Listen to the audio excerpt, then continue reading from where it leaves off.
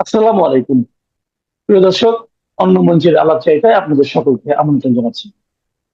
পশ্চিমবঙ্গের বিজেপি নেতা শুভেন্দু অধিকারী শেষ পর্যন্ত ছক্কাটা মেরেই দিলেন। সরকার ক্ষমতায় আসার পরে আওয়ামী লীগের বহু লোকজন জামিন পেয়েছে।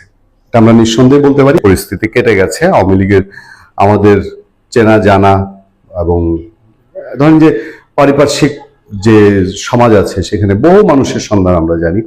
ইভেন আওয়ামী লীগের মহিলা সংসদ সংরক্ষিত নারী আসনের সংসদ সদস্য এমনও বেশ কয়েকজন জেল থেকে মুক্তি পেয়েছেন। কিন্তু আওয়ামী লীগের হেভিওয়েট নেতা যারা, এই ধরনের অনেক মানুষ মুক্তি পাচ্ছিলেন না। তারপরে যখন সেরেনায়াত আইভির জামিন হয়, কিন্তু তাকে আবার সোনায়াজ দেখানো হয়, মানুষের মধ্যে অনেক সন্দেহ বিশ্বাস তৈরি হয়েছিল এবং বারবারই আওয়ামী লীগের লোকজনের দিক থেকে এমন কথা হয় যে আমরা তো বিএনপিকে ভোট দিয়েছি, বিএনপি ক্ষমতায় যাক আমরা চেয়েছি, আমরা জামাত ক্ষমতায় যাক এটা আমাদের কোনোভাবেই চিন্তার মধ্যে ছিল না। ফলে বিএনপি কৃতজ্ঞ থাকুক বা ন্যূনতম প্রতিদান দেখ, এটা তাদের একটা বক্তব্য বা আশা।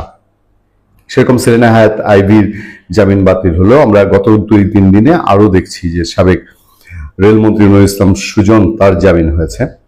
আমি সাবেক সংস্কৃতি মন্ত্রী নীলফামারীর সংসদ সদস্য আসাদুজ্জামান নূর, তার সম্পর্কে দু একটি কথা বলতে চাই। আসাদুজ্জামান নূরকে নিয়ে বলার মতন বহু স্মৃতি আমার আছে, আমি সেই সবে কসলাতে চাচ্ছি না। কারণ যেহেতু তিনি যে প্রতিষ্ঠান পরিচালনা করতেন, দেশ টেলিভিশন, দেশ টিভির এমডি তিনি ছিলেন এবং সেই দেশ টিভিতে আমি কাজ করেছি। পেশাগত কারণে অনেকবার অনেক বিষয় নিয়ে কথা হতো, অনেক নিউজ নিয়ে কথা হতো। নিউজের বা টেলিভিশনের অন্যান্য ডিপার্টমেন্টের মানুষের সাথে যে ইন্টারাকশন, সেই তুলনায় নিউজম্যান হিসাবে আমাদের ইন্টারাকশনটা বেশি ছিল। পারিবারিক পরিসরে আসাদুজ্জামান নূরকে দেখেছি, তার আন্তরিকতা, তার সাবলীল চলাফেরা, এবং আমি যতটুকু দেখেছি তার মধ্যে যে বাংলাদেশের ট্রেডিশনাল রাজনীতিবিদদের মধ্যে খিস্তি খেউর, বিকৃত অঙ্গভঙ্গিতে বক্তৃতা বা মানুষকে ট্রিট করা, এটা আমার চোখে পড়েনি। তবে একটা স্মৃতি আমার মনের ভিতরে রয়ে গেছে। এই স্মৃতিটা সরাসরি আসাদুজ্জামান নূরের সঙ্গে না, এই স্মৃতিটা বেগম খালেদা জিয়া রিলেটেড, আসাদুজ্জামান নূর সংক্রান্ত।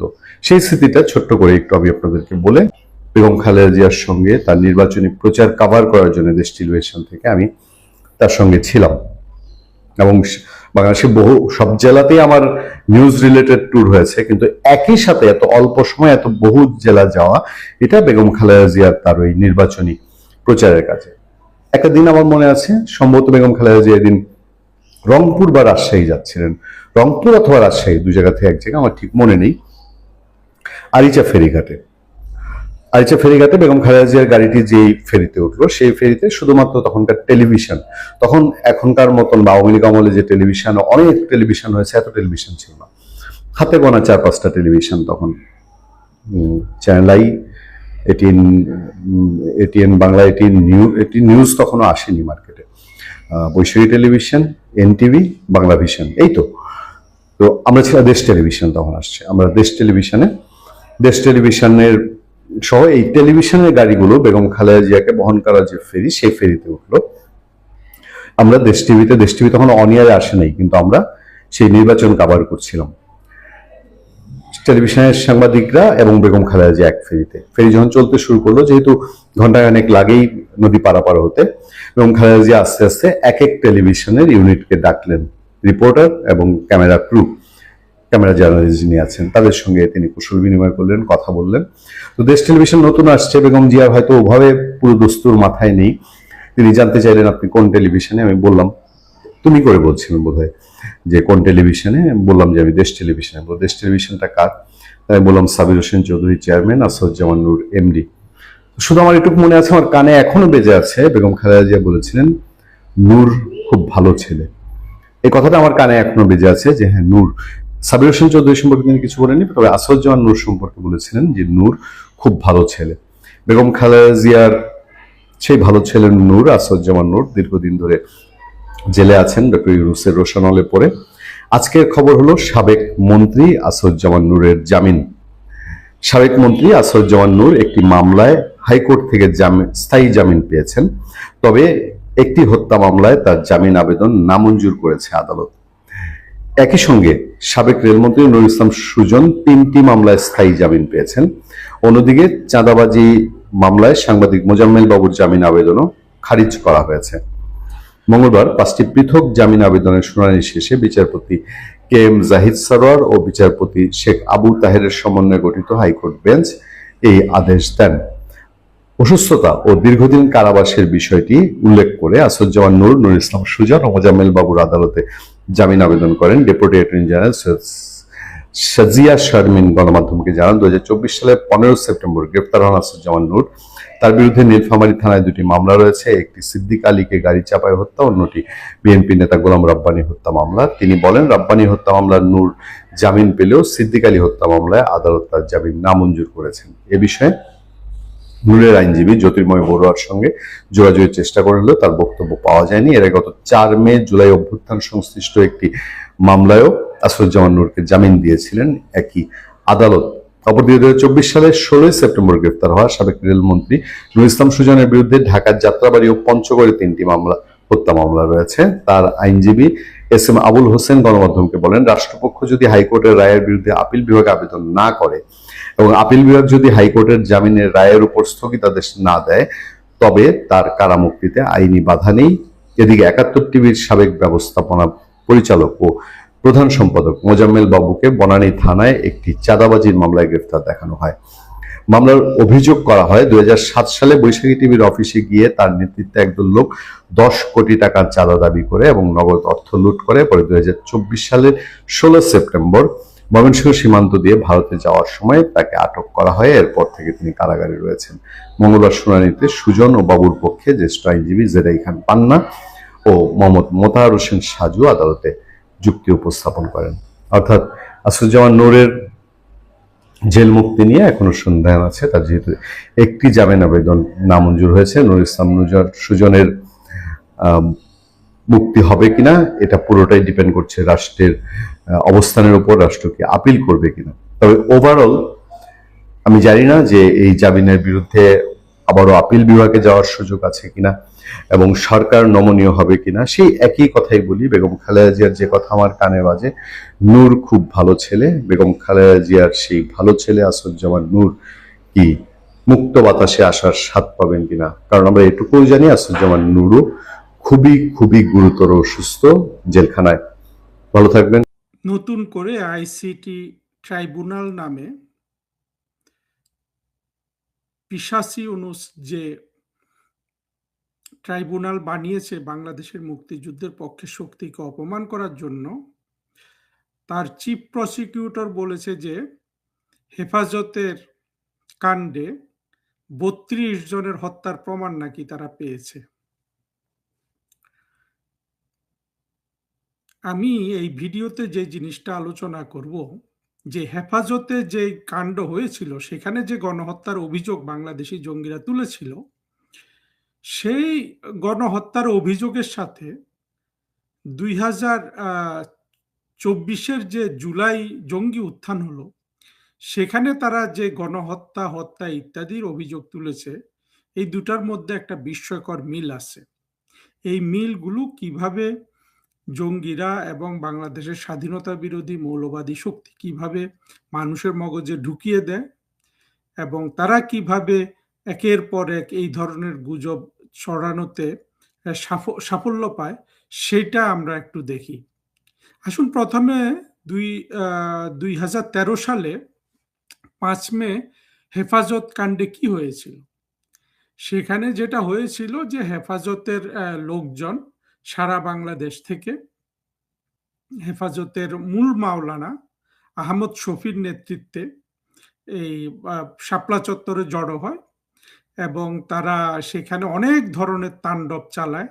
বাইতুল মোকাররমের রাস্তাঘাট থেকে শুরু করে নটরডেম কলেজ, এই জায়গাগুলো সব তারা একেবারে রাস্তাঘাট, গাছ গাছালি, দোকানপাট সব কিছু তারা তছনছ করে দেয় এবং তারা সন্ধ্যার পর ওইখানে সবাই বসে পড়ে এবং পরবর্তী দিন তাদের প্ল্যান ছিল সরকারের পতন ঘটাবে।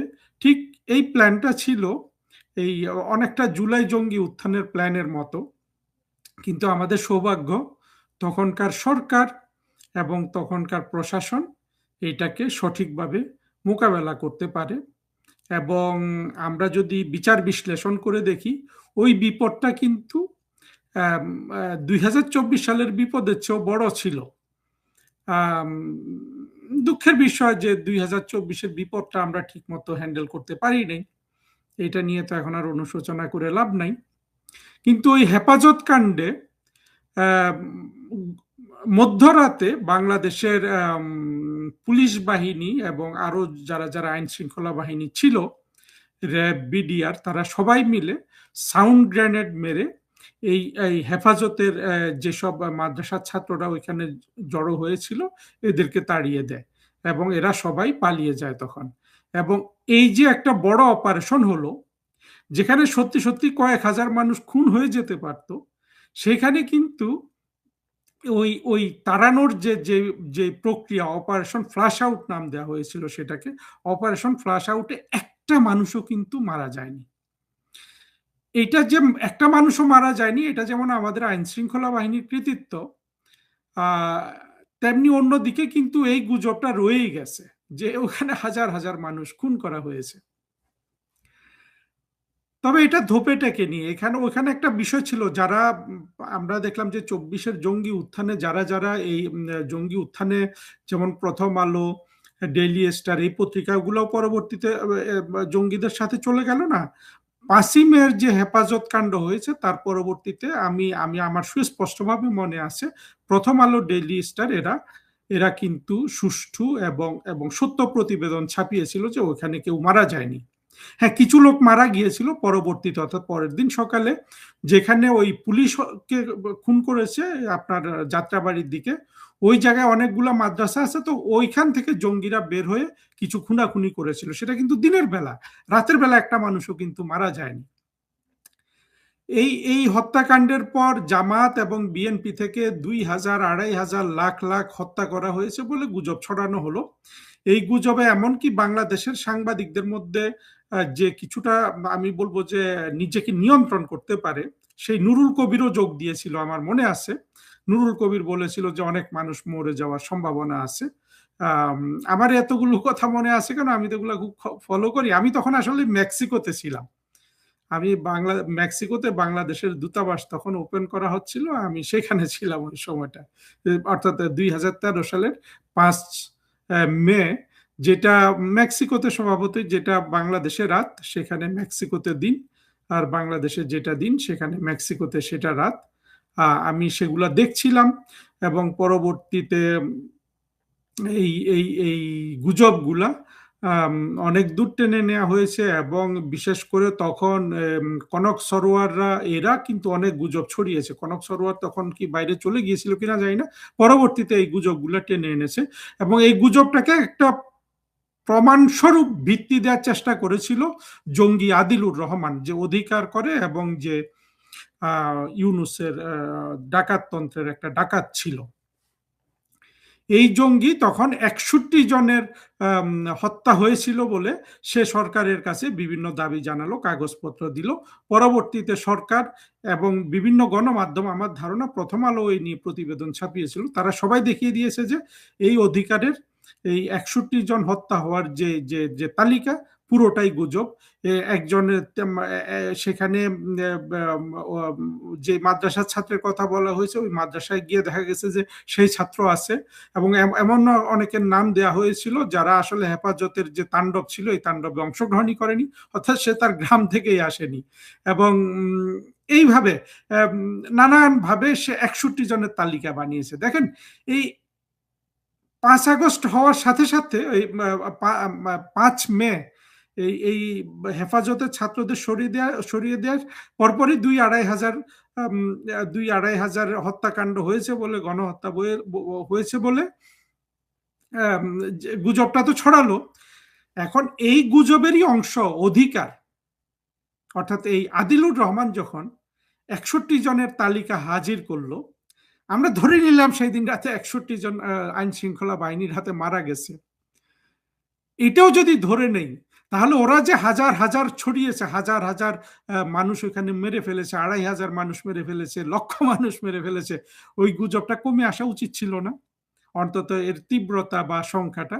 যেহেতু আদিলুর রহমান অর্থাৎ জঙ্গিদেরই সবচেয়ে বড় প্রতিনিধি বাংলাদেশে গত 2 দশকে, যারা এই মানবাধিকারের নামে জঙ্গিদের নানান বয়ানকে, যাদের এই গুজবগুলোকে সত্যে পরিণত করার জন্য প্রাণপণ দিয়ে কাজ করেছে। তাহলে এটা নেমে আসার কথা ছিল না? জঙ্গিদের মধ্যে কিন্তু ওই জিনিসটা নেমে আসেনি। পরবর্তীতে আপনারা দেখবেন যে মাহমুদুর রহমান, যে পরে তুরস্কে পালিয়ে গিয়েছিল, মাহমুদুর রহমান, কনক সারোয়ার, পিনাকি। পিনাকি তো এটা নিয়ে কান্নাকাটি করে।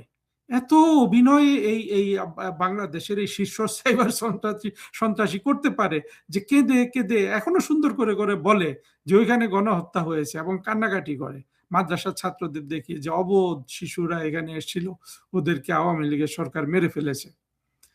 কিন্তু সত্যকার অর্থে ভেতরের খবর হলো যে ওই দিন রাতে একটা মানুষও মারা যায়নি। এবং এটা শুধু প্রমাণের বিষয় না, এটা আসলে হেফাজতের মধ্যেও এ নিয়ে আর ক্ষোভ ছিল না। হেফাজতের নেতারাও কিন্তু এটা নিয়ে খুব বেশি আর বাড়াবাড়ি করেনি, কিন্তু তারা চুপসে গেছে, কারণ তারা জানে যে তাদের তো কেউ মারা যায়নি। কিন্তু গুজবটা জিয়ে রেখেছে মাহমুদুর রহমান, পিনাকি, ইলিয়াস আর আপনার কনক সারওয়ার। এবং পরবর্তীতে এখন আবার ওই গুজবে, এখন তো এটা আবার 61 থেকে 32-এ আসলো, এটাও পুরোটাই গুজব। এবং এই থিয়েটার যেটা করতেছে আমাদের মুক্তিযুদ্ধের শক্তিকে অপমান করার জন্য, ইউনূসের আমল থেকে যেটা শুরু হয়েছে নতুন করে আইসিটি ট্রাইব্যুনাল এর চিফ প্রসিকিউটর, প্রথমে ছিল তাজুল, আজকে যে ছেলেটার নাম দেখলাম, নামটা আমি এখানে উচ্চারণও করতে চাই না, আমি মনেও রাখতে চাই না। এগুলা সব জঙ্গি, এরা ভবিষ্যতে তাদের কর্মের প্রতিফল পাবে। কিন্তু দেখেন এখন 61 থেকে 32-এ নেমে এসছে। তারপরেও কিন্তু জঙ্গিরা কান্নাকাটি করে ওইখানে একটা ম্যাসেকার হয়েছিল, এটা কিন্তু জীবিত রাখবে। আপনার ওই যে আদিলুর যে 61 বললো, আজকে যে 32-এর কথা বলা হচ্ছে, এগুলা কিন্তু কারো ভাষ্যে থাকবে না। অথচ দুজনই কিন্তু জঙ্গি প্রতিনিধি, আদিলুরও জঙ্গি প্রতিনিধি, এখন যে আইসিটিতে যে কাজ করছে চিফ প্রসিকিউটর, এই ছেলেটাও জঙ্গিদের প্রতিনিধি।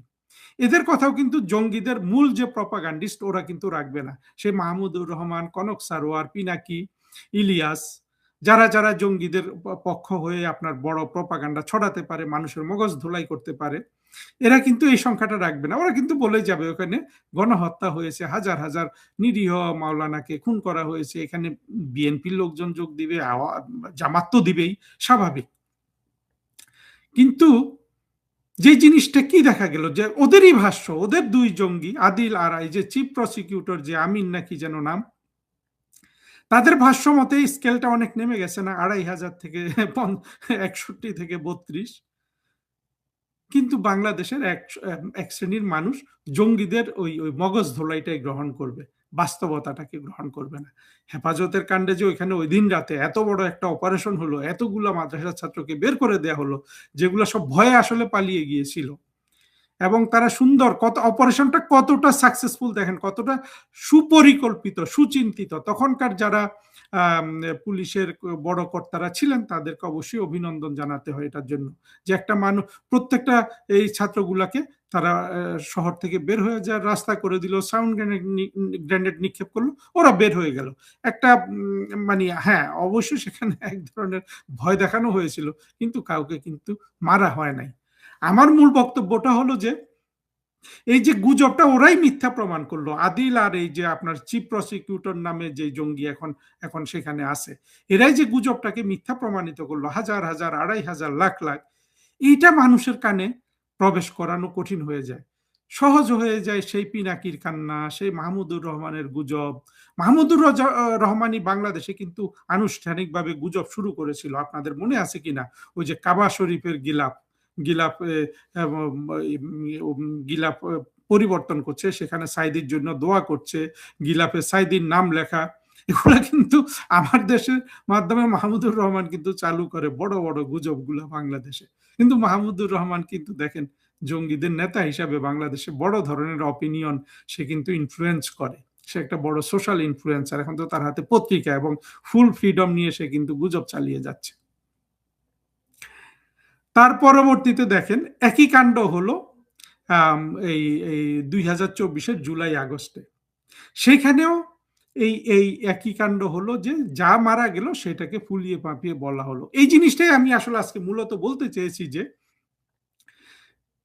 জুলাই মানে হেফাজতের মে মাসে 2013 সালের 5ই মের যে গুজব গণহত্যার, একই গুজব কিন্তু এই 2024-এর জুলাই জঙ্গি উত্থানেও কিন্তু জঙ্গিরা করেছে। এটাকে প্রথমে 1,500 বলেছে, এমন জঙ্গি মাহফুজ যাকে মাস্টার মাইন্ড হিসেবে ইউনূস পরিচয় করে দিয়েছিল, ও কিন্তু ফেসবুক পোস্ট দিয়েছে যে 5,000 মারা গেছে না 10,000 মারা গেছে এবং 50,000 বা কি 1 লক্ষ আহত হয়েছে, এইভাবে সে একটা পোস্ট দিয়েছিল। সংখ্যাটা আমার মনে নেই, খুব সম্ভবত খুন হয়েছিল 5,000 বা 10,000 বলেছে, এবং আহত হয়েছে এটা 1 লক্ষ বা 50,000 বলেছে। তার পরবর্তীতে এই গুজব চলছেই, এবং সেখানে সত্যিকার অর্থে আমরা এখন যেটা বুঝতে পারি যে হয়তো 200 মানুষ মারা গেছে এবং এর মধ্যে অধিকাংশ মানুষ জঙ্গিরাই মেরেছে। জঙ্গিরা পথচারীকে মেরেছে, শিশু মেরেছে। এবং দেখুন কি দুঃখের বিষয়, জঙ্গিদের মধ্য থেকে, অর্থাৎ ঢাকা বিশ্ববিদ্যালয় বা চট্টগ্রাম বিশ্ববিদ্যালয়, যে বিশ্ববিদ্যালয়গুলো সত্যি সত্যি আসলে এসব চাকরি বাকরির আন্দোলন করে, ওইখানকার কোনো ছাত্রছাত্রী কিন্তু মারা যায়নি। তার মানে হলো এই জঙ্গি আন্দোলনটার চূড়ান্ত পর্বে পুরা মাঠটা কিন্তু জঙ্গিরা দখল করে নিয়েছিল এবং সাধারণ ছাত্রছাত্রীরা কিন্তু তখন বের হয়ে গিয়েছিল। আর ডিপ স্টেটের টাকা খেয়ে যেসব নোটিশ, সিনেমার অভিনেতা অভিনেত্রী, নাটকের অভিনেতা অভিনেত্রী, ওরা রাস্তায় ছিল। সাধারণ মানুষ কিছু গেছে, কিন্তু পুরো জিনিসটা কিন্তু মেকানাইজ, জঙ্গি মহিলাদের ওখানে রাস্তায় নামিয়ে দিয়ে এই জঙ্গিগুলাকে আপনার চা দিচ্ছে, কেউ কেউ পাউরুটি দিচ্ছে, কেউ কলা দিচ্ছে, কেউ পানি দিচ্ছে, কেউ হাত মুছে দিচ্ছে, কেউ মাথায় হাত বুলিয়ে দিচ্ছে, আর ওরা কান্নাকাটি করছে। কয়দিন আগে একটা ছবিতে দেখলাম একটা জঙ্গি গুলশানের এক রাস্তার মাঝখান দিয়ে হেঁটে গিয়ে গিয়ে বলতেছে, আমি মরে গিয়ে প্রমাণ করব আমি দেশের জন্য কাজ করেছি, আপনারা কেউ আসলেন না। অর্থাৎ দুই পাশে সে আহাজারি করছে। এই আত্মঘাতী জঙ্গিটা বোধ হয় এখনো বেঁচে আছে। কিন্তু এটা কিন্তু ওই গণহত্যা হিসাবে চালাচ্ছে, শেখ হাসিনার বিচার করছে, এর বিচার করছে, তার বিচার করছে। সবচেয়ে বাংলাদেশের শত শত সাংবাদিককে তারা জেলে ঢুকিয়ে রেখেছে, এবং সবচেয়ে বড় কথা 5 জন প্রমিনেন্ট জার্নালিস্ট, শ্যামল দত্ত, তারপরে আপনার মোজাম্মেল বাবু, তারপরে শাকিল, ফারজানা রূপা, এদের শাহরিয়ার কবির, এদের সবাইকে তারা অন্যায্যভাবে আটকে রেখেছে। তো এখানে আমি মার্জিনে একটা কথা বলে রাখি, এই 5 জনকে তো তোমরা আটকে রেখেছো, আর বাংলাদেশে তো 5 আগস্টের পরে সংবাদপত্র বা মিডিয়া বলতে কিছু নাই। এই কাপ্পারাগুলা কিন্তু ওই নুরুল কবির, এই এই এই কি বলে মাহফুজ আনাম, তারপরে মতিউর রহমান চৌধুরী, এদেরকে কিন্তু দিতে হবে। আর এই জিনিসটা কিন্তু যে সাংবাদিকগুলো জুলাই জঙ্গি উত্থানে সহযোগী হয়েছে, আজকে যেভাবে তোমরা এই সাংবাদিকদের আটকে রেখেছো না, এটা কিন্তু তোমাদের দিতে হবে বাবারা। এই কাপ্পারাটার কথা একটু মনে রেখো আর কি। এখন তো আমাদের আমরা বলি বা না বলি তোমরা এদেরকে ছাড়বা না, কিন্তু এই প্রতিশোধটা কিন্তু যাবে এই মাহফুজ আনামদের উপর। আসলে আমরা যে একটা সাইকেলের মধ্যে পড়ে গেলাম, প্রতিশোধের পর প্রতিশোধ হবে, সেটা থেকে বের হয়ে আসতে পারলে ভালো হতো।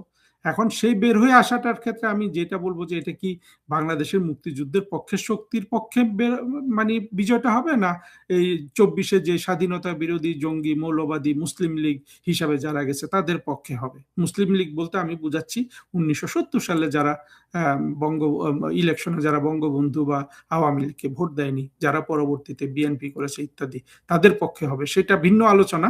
কিন্তু মূল কাফারাটা কিন্তু মাহফুজ আনাম গং গুলাকেই কিন্তু দিতে হবে। নুরুল কবির তোমাকেও দিতে হবে। তোমাকে কালকে ওটা পরশুও দেখলাম জিল্লুরের সাথে তুমি বলতেছো একেবারে মানে হাজার কত জানি মারা গেছে, এরা যে সব জঙ্গি ছিল নুরুল কবির তুমি বোঝো না?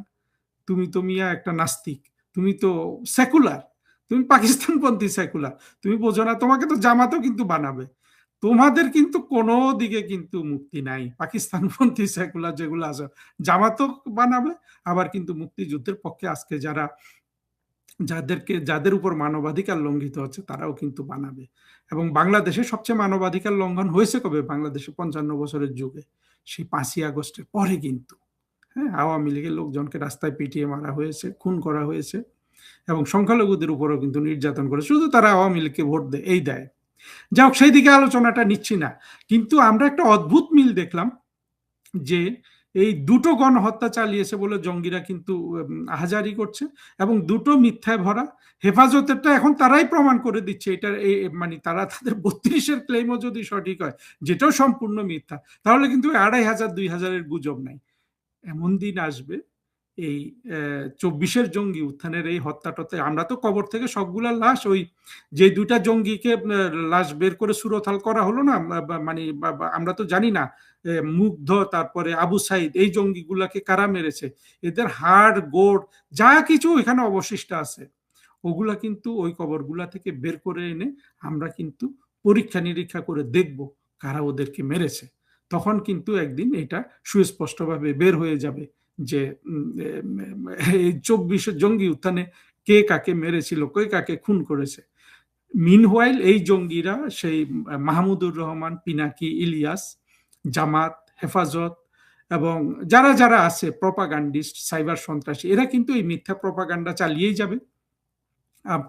মানে এবং এটা দ্বারা মানুষের মগজ ধোলাই করবে। এর বিপরীতে আমরা যেটা করতে পারি, আমরা সবাই গণসচেতনতা তৈরি করতে পারি, আমরা মানুষকে প্রশ্ন করতে পারি। আমি বারবার বলছি আওয়ামী লীগের নেতা কর্মীকে বলি যে আপনারা গণসংযোগ করেন, গণসংযোগ করলেও কেউ কেউ মন্তব্য করে এটা করলো না, গণসংযোগ কোনো প্রাতিষ্ঠানিকভাবে কিচ্ছু করার দরকার নাই। আপনার চা দোকানে আপনার কারোর সাথে যদি কথা হয়, কথাটা আপনি শুধু প্রশ্নটা করবেন যে দেখেন কিভাবে মিথ্যা ছড়িয়ে 5ই আগস্ট থেকে সবকিছু বাংলাদেশে হচ্ছে। শেখ হাসিনার বিরুদ্ধে ভারতের কাছে দেশ বিক্রির মিথ্যা গুজব ছড়িয়ে ঠিকই ইউনূস কিন্তু দেশটা আমেরিকার কাছে বিক্রি করে দিল। এগুলো নিয়ে আপনারা আমাদের কিন্তু ব্যাপকভাবে বাংলাদেশের মানুষকে সচেতন করতে হবে যে 2-2.5 কোটি মানুষ পুরোপুরি মগজ ধোলাইকৃত হয়ে গেছে, তাদের জন্য এক অবস্থা, আর বাকি 16 কোটিকে তো আমাদেরকে ধরে রাখতে হবে, তাদেরকে বুঝাতে হবে। সেই বুঝানোর দায়িত্বটা আপনারা যদি নেন একটা বড় কাজ হয়। এবং এর মধ্যে জঙ্গিরা এগুলা বলে যাবে, কিন্তু জঙ্গিরা যে গুজব রটায় এটা প্রমাণ করার যথেষ্ট জিনিস জঙ্গিরাই আমাদের কাছে দিয়ে দিচ্ছে, কিন্তু আমরা সেটা প্রপারলি ইউটিলাইজ করতে পারছি না, আমরা তাদের কথাগুলিকে তাদেরকে ফিরিয়ে দিতে পারছি না। আর জঙ্গিরা তো সারা বিশ্বে অবশ্য প্রপাগান্ডা ওস্তাদ এবং নেগেটিভ ফোর্স ক্রিয়েটে, সেই নিয়ে হয়তো আলোচনা করবো একদিন, সেটা অনেক লম্বা আলোচনা হয়ে যাবে। তো আজকে এই পর্যন্ত। গত রবিবার ৩রা মে থেকে জেলা প্রশাসকদের সম্মেলন শুরু হয়েছে। সাধারণত এই সম্মেলনটি ৩ দিন হয়, কিন্তু এবার এটি ৪ দিন হচ্ছে এবং এটি মাননীয় প্রধানমন্ত্রী এটি রবিবার দিন উদ্বোধন করেছে। এটি একটি রুটিন কার্যক্রম। এর আগে এই বছরের শুরুতেও ডক্টর ইউনূসের আমলেও একবার এই জেলা প্রশাসকদের সম্মেলন হয়েছিল। এটি নিয়ে তেমন কোনো আলোচনা হয়নি, কিন্তু এই সম্মেলনটি এবার আলোচনায় এসেছে গতকাল সেনাপ্রধান জেনারেল ওয়াকার খানের একটি বক্তৃতার পরে, যেটার চুম্বক অংশ আমি আপনাদের শুরুতে শুনিয়েছি। তার ভাষ্য অনুযায়ী বলা যায় যে ইতিহাসের এটা একটা সেরা নির্বাচন। এত চমৎকার নির্বাচন বাংলাদেশের ইতিহাসে নাকি আগে কখনো হয়নি বলে আমাদের সেনাপ্রধান জানিয়েছেন। এবং এরপর থেকে সামাজিক যোগাযোগ মাধ্যমে এটা নিয়ে এত ট্রল হচ্ছে যে আমরা তো ভুলে যাইনি 12ই ফেব্রুয়ারি নির্বাচন হলো। নির্বাচনের শুরুতেই এটি বিতর্কিত ছিল। প্রথমত হলো যে নির্বাচনটি হবে কি হবে না, নির্বাচনের 3-4 দিন আগে পর্যন্ত কেউ নিশ্চিত ছিল না। নির্বাচনটাকে সবচেয়ে বেশি কলঙ্কিত করেছে এই নির্বাচনে বাংলাদেশের বৃহত্তম রাজনৈতিক দল আওয়ামী লীগকে অংশগ্রহণ করতে দেওয়া হয়নি। এবং এবার যতগুলো নিরপেক্ষ জরিপ হয়েছে, এমনকি সরকারের গোয়েন্দা সংস্থার জরিপ, সবগুলো জরিপে দেখা গেছে যে সুষ্ঠু নির্বাচন হলে সংখ্যাগরিষ্ঠ পদে আওয়ামী লীগের বিজয় নিশ্চিত। সুতরাং সেই জায়গা থেকে ভয়ে প্রথমে গত বছরের মে মাসে আওয়ামী লীগের কার্যক্রমের উপর নিষেধাজ্ঞা জারি করলো, তারপরে তাদের রেজিস্ট্রেশন স্থগিত, নির্বাচনে অংশগ্রহণ করতে দিল না। তো যে নির্বাচনে আওয়ামী লীগের মতো দলকে অংশগ্রহণ করতে দেওয়া হয় না, সেই নির্বাচন তো প্রথমেই মানে গ্রহণযোগ্যতার মানে মাপজোকের মধ্যেই পড়ে না। তো সেই নির্বাচনকে আপনি বলতেছেন যে ইতিহাসের সেরা নির্বাচন, চমৎকার একটা নির্বাচন। আওয়ামী লীগকে অংশগ্রহণ করতে না দিয়েও কি নির্বাচনটা আপনি ভালোভাবে করতে পেরেছেন? আমরা এর আগে অনেকের মুখে শুনেছি যে রাতে নাকি ভোট হয়েছিল, কিন্তু সেই রাতের ভোটের একটা ভিডিও ক্লিপ পর্যন্ত আজ কেউ দেখাতে পারেনি। অর্থাৎ তাদের যে অসংখ্য প্রোপাগান্ডা, সেই প্রোপাগান্ডার মতো একটা প্রোপাগান্ডা ছিল 2018 সালে মধ্যরাতে নির্বাচন। কিন্তু এবার যে নির্বাচনটাকে ইতিহাসে সেরা নির্বাচন বলছেন জেনারেল ওয়াকার খান, সেই নির্বাচনের ভোট গ্রহণ তো রাতের তো কথা, আগের দিন সন্ধ্যা থেকে শুরু হয়ে গেছে। এটাকে যদি আপনি রাতের ভোট বলেন তাহলে মিথ্যে বলা হবে। এটাকে বলতে হবে সন্ধ্যার ভোট, সন্ধ্যা থেকে শুরু করে সারা রাত পর্যন্ত। এবং এটার প্রমাণ হিসেবে অসংখ্য ভিডিও ক্লিপ সামাজিক যোগাযোগ মাধ্যমে ছড়িয়ে পড়েছে, আমিও অনেকগুলো দেখিয়েছি আপনাদের। ব্যালট পেপার ছিনতাই, ইচ্ছা মতো ভোট, এগুলো তো চলেছে সারা দেশব্যাপী। এবারে ভোটে ভোটার টার্ন আউট কত ছিল? ভোটার টার্ন আউট সর্বোচ্চ যেটা, সেটা হলো 22%। মানে 22%-এর বেশি ওভারঅল ভোটার টার্ন আউট হয়ই নাই। তার মানে 78% লোক ভোট দিতে যায় না। তো যে নির্বাচনে 78% ভোটার ভোট দিতে যায় না, সেটা ইতিহাসের সেরা নির্বাচন কেমনে হয়? এই নির্বাচনে প্রার্থীদের নিয়ে অনেক বিতর্ক আছে। অনেক ঋণ খেলাপি এই নির্বাচনে প্রতিদ্বন্দ্বিতা করেছে, তাদের মধ্যে অনেকে আবার নির্বাচিত হয়েছে। দ্বৈত নাগরিকত্বের অধিকারী অনেক বাংলাদেশি এবারের নির্বাচনে অংশগ্রহণ করেছেন এবং তাদের মধ্যেও অনেকে বিজয়ী হয়ে এখন সংসদ সদস্য হয়েছে। অথচ দ্বৈত নাগরিকত্ব থাকলে তার প্রার্থিতা বাতিল হয়ে যাওয়ার কথা। অনেক প্রার্থী যাদের দ্বৈত নাগরিকত্বের ব্যাপারটা একদম ওপেন সিক্রেট, তাদের পর্যন্ত কোনো সমস্যা হয়নি এই নির্বাচনে অংশগ্রহণ করার জন্য। আর ঋণ খেলাপি তো পত্রিকায় এসেছে। বিএনপির এত এত এত ঋণ খেলাপি প্রার্থী ছিল যে আওয়ামী লীগ আমলে বিএনপির ব্যবসায়ীরা নির্দ্বিধায় কোনো সমস্যা ছাড়াই ব্যবসা করেছে এবং তাদের সম্মিলিত ঋণের পরিমাণ প্রায় 16,000 কোটি টাকার বেশি। তো আওয়ামী লীগ আমলে তাদের নির্যাতন হচ্ছে, ব্যবসা করতে দেয়নি, সেটা তো এই স্টেটমেন্টের মাধ্যমেই বোঝা যায় যে তাদের যে ফিনান্সিয়াল স্টেটমেন্ট। নির্বাচনী ফলাফল নিয়ে কারচুপি হচ্ছে। শোনা যায় যে জামাতের আমির ডক্টর শফিক তিনিও পরাজিত হয়েছিলেন, এনসিপির প্রধান নাহিদ ইসলাম তিনিও পরাজিত হয়েছিলেন। অনেকে বলেন ঢাকা 17-তে যে আজকের প্রধানমন্ত্রী তারেক রহমান তিনিও নাকি পরাজিত হয়েছিলেন। অর্থাৎ নির্বাচনী ফলাফলটা নিয়ে ব্যাপক কারচুপি হয়েছে। বলা যায় যে মোটামুটি একদম টোটাল 300 আসনের ফলাফলটা পূর্ব নির্ধারিত ছিল। তো এত এত এত নির্বাচনের লস থাকার পরেও তিনি তাকে ইতিহাসের সেরা নির্বাচন বলে মূলত নিজেকেই খুব ছোট করলেন। আবার নির্বাচনের আগে অন্তত 3বার তিনি বলেছিলেন যে নির্বাচনের পরপরই সেনাবাহিনী ব্যারাকে ফিরে যাবে। কিন্তু আজ প্রায় 3 মাস হতে চলল, সেনাবাহিনীর ব্যারাকে ফিরে যাবার কোনো লক্ষণ নেই। বরং গতকাল তিনি তার বক্তৃতায় বলেছেন যে সিভিল মিলিটারি অ্যাডমিনিস্ট্রেশন মিলে যদি কাজ করে তাহলে সেই কাজটি ভালো হয়। এটা কিসের লক্ষণ? কেন সেনাবাহিনী ব্যারাকে ফিরে যাচ্ছে না? কেউ কেউ মনে করছেন যে সেনাবাহিনী ব্যারাকে ফিরে গেলে রাজপথে আওয়ামী লীগ নেমে পড়বে এবং আওয়ামী লীগকে মোকাবেলা করবার সামর্থ্য বিএনপির নেই। এটা নিন্দুকেরা বলে, সত্যি মিথ্যা জানি না।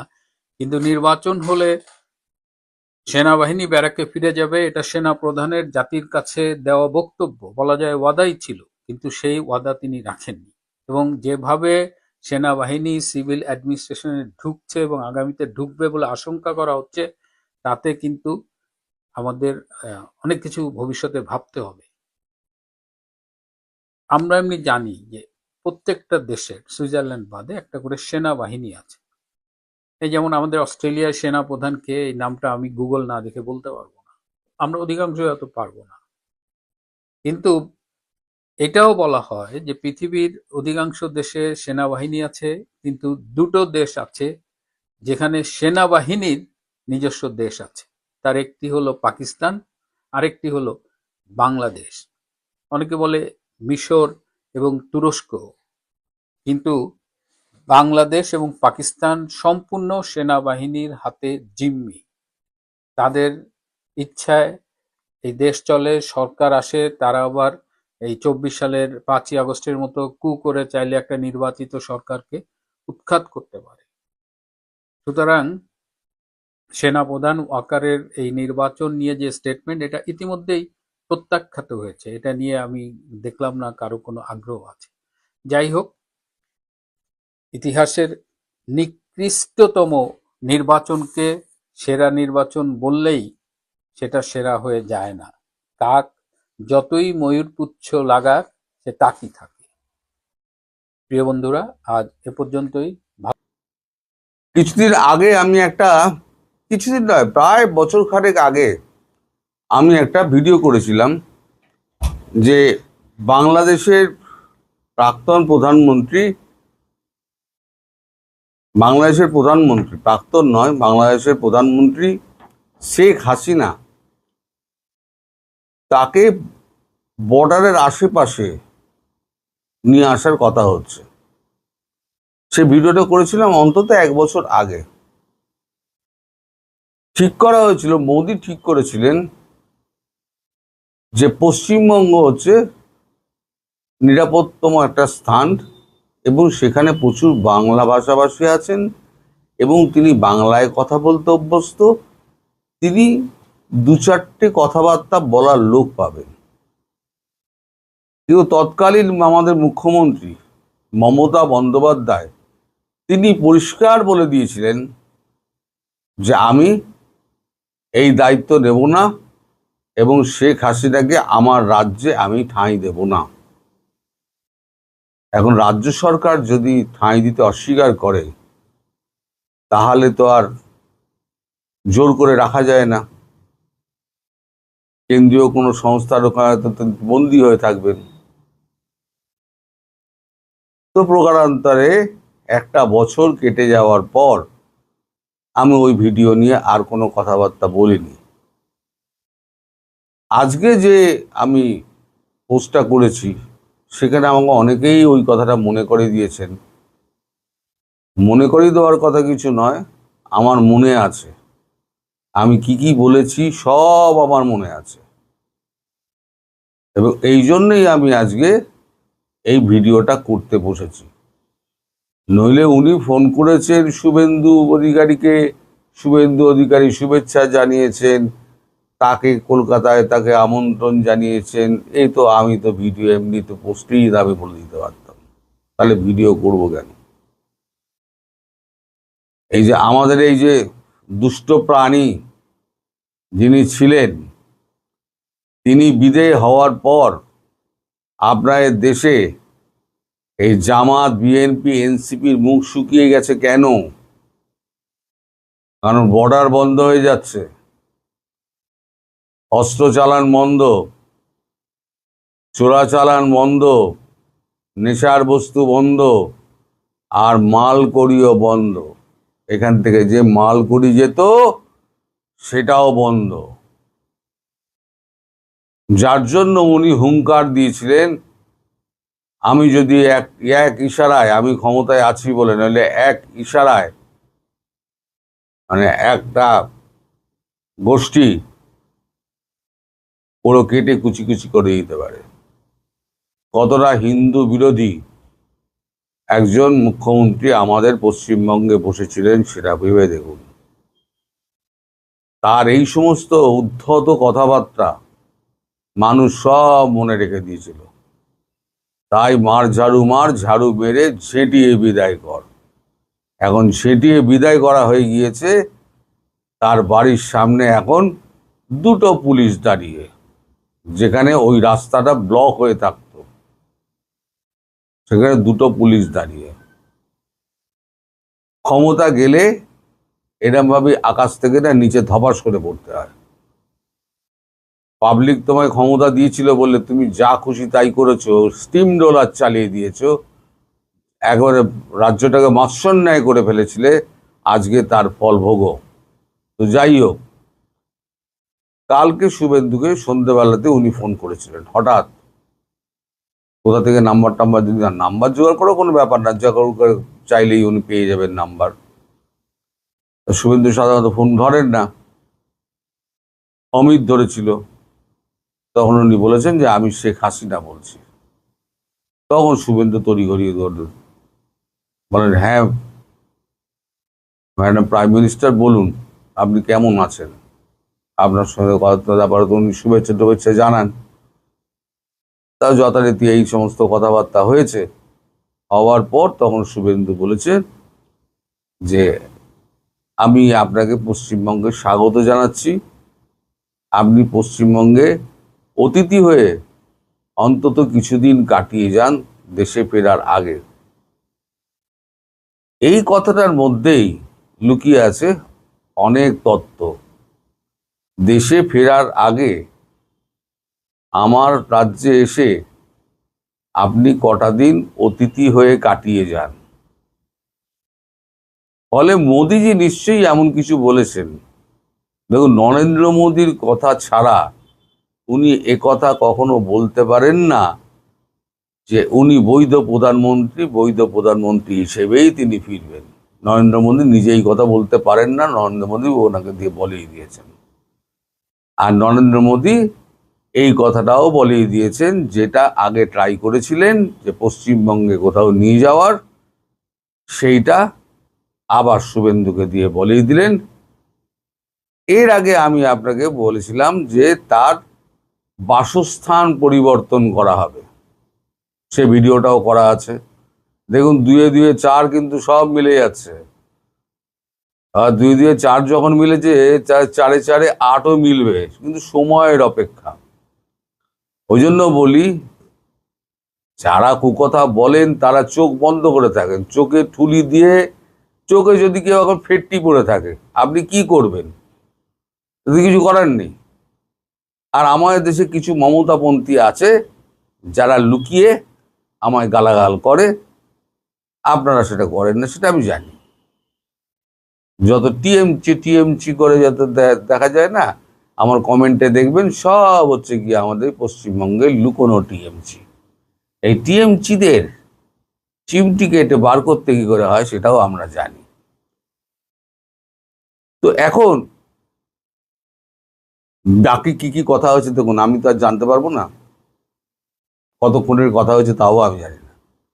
এই কথাটুকু অমিত শাহ মারফত আমার কাছে এসছে, তার যে সেক্রেটারি তার কাছে আমার কাছে এসছে।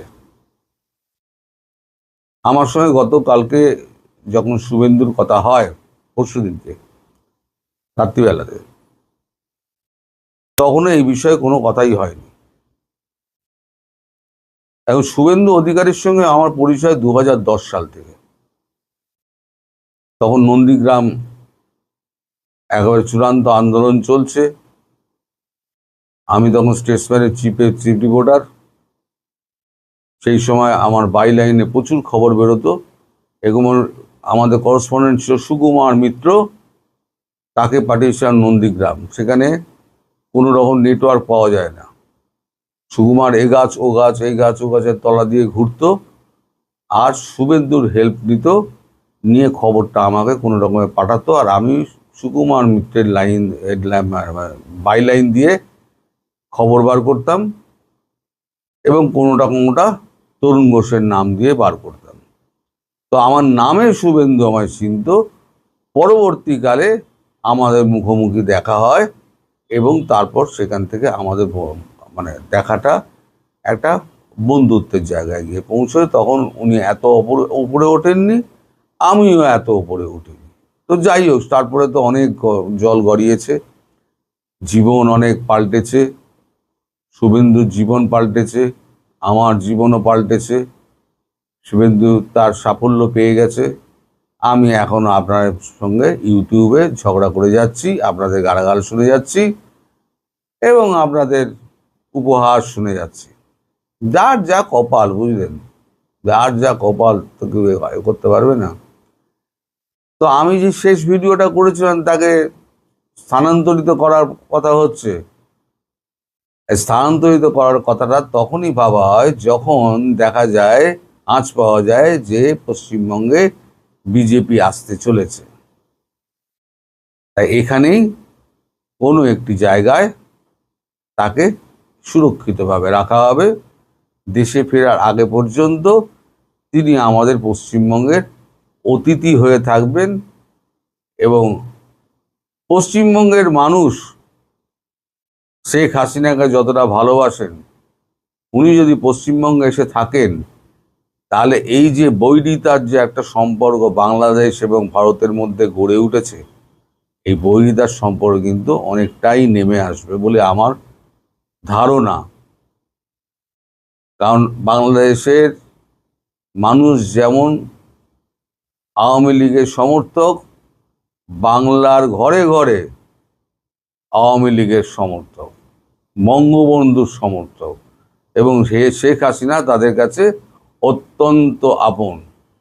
সুতরাং শেখ হাসিনার জন্য এখানে রেড কার্পেট পাতা রয়েছে। তিনি এলেই স্বাগত জানিয়ে তাকে আমরা কিছুদিন এখানে রাখবো, রেখে তাকে আমরা সম্মান দেব, সম্মান দিয়ে তারপর এখান থেকে বিমানবন্দর থেকে শাহজালাল বিমানবন্দরের উদ্দেশ্যে তাকে রওনা করিয়ে দেব। এবার এটা নিয়েও অনেক হাসাহাসি হবে, অনেক লেখালেখি হবে। আচ্ছা, আমার একটা কথা হচ্ছে যে এই যে যারা এই সমস্ত বিদ্রূপ করেন, আপনারা যারা ভালো লেখেন, যারা আওয়ামী লীগ, তারা উত্তর দেন না কেন? এদেরকে উত্তর দেওয়ার জন্য তো আপনারাই যথেষ্ট, আপনারা উত্তর দেন না কেন এদেরকে পাল্টা? তাহলেই এরা জব্দ হয়ে যায়। কারণ আমি আর উত্তর দিতে চাই না, মানে এরা হচ্ছে এত মূর্খ, গণ্ডমূর্খ, একটা গুজবের পেছনে দৌড়ে দেশটা ধ্বংস করে ফেললো, আর যে দেশটা গড়ার জন্য চেষ্টা করে যাচ্ছে তাকে গুজববাজ বলে দেখে দিচ্ছে। এদের মূর্খ, গণ্ডমূর্খ ছাড়া কিন্তু কি বলবেন? গণ্ডমূর্খ বলা ছাড়া আর কিছু উপায় নেই আমার। তা আপনারা অপেক্ষা করুন, দেখতে থাকুন। উনি হয়তো খুব শিগগির পশ্চিমবঙ্গে অতিথি হিসেবে আসবেন, এবং বাকি কটা দিন উনি পশ্চিমবঙ্গে কাটিয়ে তারপর উনি হয়তো রওনা হবেন। ততদিনে ওই দিকের পরিস্থিতি অনেক পাল্টে যাবে। শুধু সরকারটা গঠন হতে দিন। আপনারা অনেকেই বলেন যে এইটা তো অনেকবার শুনেছি, তখন অবস্থা একরকম ছিল, এখন অবস্থার পরিবর্তন হচ্ছে। আপনাকে সামাজিক এবং কূটনৈতিক পরিবর্তনগুলো লক্ষ্য করতে হবে, না লক্ষ্য করলে আপনি বুঝতে পারবেন না। এই পৃথিবীতে পর্দার পেছনে অনেক খেলা হয়, যেগুলো আপনি জানেন না, আমিও জানি না, আমরা বুঝি না।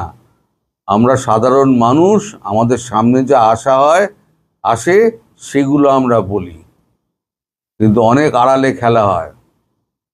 সেই খেলা না আপনি ধরতে পারবেন, না আমি ধরতে পারবো, যতক্ষণ না পর্যন্ত আমায় ধরিয়ে দেওয়া হয়, এবং যতক্ষণ না পর্যন্ত বিভিন্ন খবর থেকে বিচার বিশ্লেষণ করে একটা জায়গায় আমি এসে পৌঁছাতে পারি এবং সেটা থেকে আপনাদেরকে বলি। এই হচ্ছে গিয়ে সাম্প্রতিক অবস্থা। আপনারা সবাই ভালো থাকবেন, সুস্থ থাকবেন, সাবধানে থাকবেন। পারলে আমায় আরও 4টে গালি দিয়ে দেবেন। সবাই ধন্যবাদ, নমস্কার। পোলারা যেভাবে ভারতের মানে বাঘের গুজ্জতারে খোঁচা দেয়, যেভাবে যদি বাঘটা একবার ঘুরে খাড়ায়, অর্থাৎ নিরীহ প্রতিবেশীর জায়গায় যদি ভারত একটু শক্তিশালী প্রতিবেশী হয়ে যায়, শুধু যদি একটু সৎ ভাইয়ের মতো আচরণ করে, আমাদের কি পরিণতি হবে? ভারতেরকে যুদ্ধ করতে হবে? যারা মনে করে ভারত বাংলাদেশকে আক্রমণ করবে, এরা নির্বোধ। এরা না চাণক্য নীতি জানে, না ভারত বুঝে, না ভারতের রাজনীতি বুঝে, না ভারতের পররাষ্ট্র নীতি সম্পর্কে ন্যূনতম জ্ঞান আছে। কোনোদিনই বাংলাদেশকে আগে আক্রমণ করবে না ভারত, কোনোদিনই করবে না। এমনকি আক্রমণ করলেও ভারত চুপ থাকতে পারে, কারণ জাস্ট বাংলাদেশের সাথে ফুড চেইনটা কেটে দিবে। ফুড চেইনটা কেটে দিলে এমনি পালে পালে পালে পালে মারা যাবে, পালে পালে।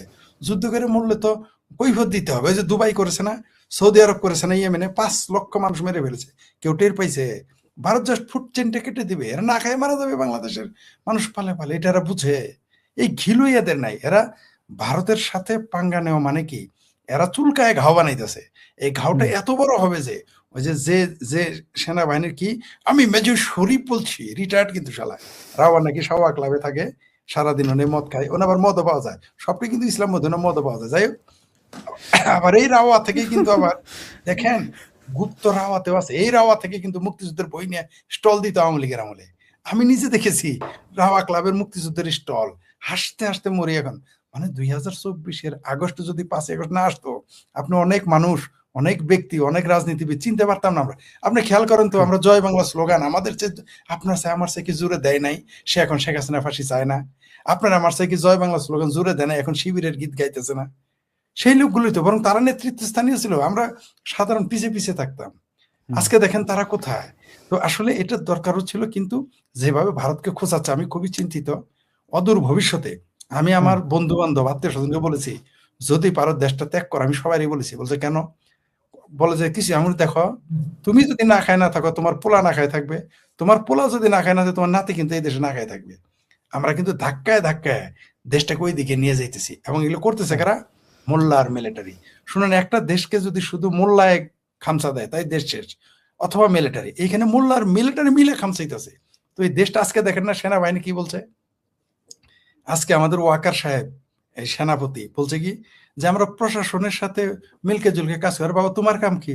আরে ভাই বেল পাকলে কাকের কি, তুমি কেন ভাই এর সাথে থাকবা? মানে কি, মানে আসলে ক্ষমতা কিন্তু সেনাবাহিনী, ওয়াকারি, বিএনপি, জামাত, ভাবির পোলাদের রাস্তায় সংসদে রেখে সে তার কাজ করে যাচ্ছে। কিন্তু এটার ফলাফল কিন্তু ভালো হবে না।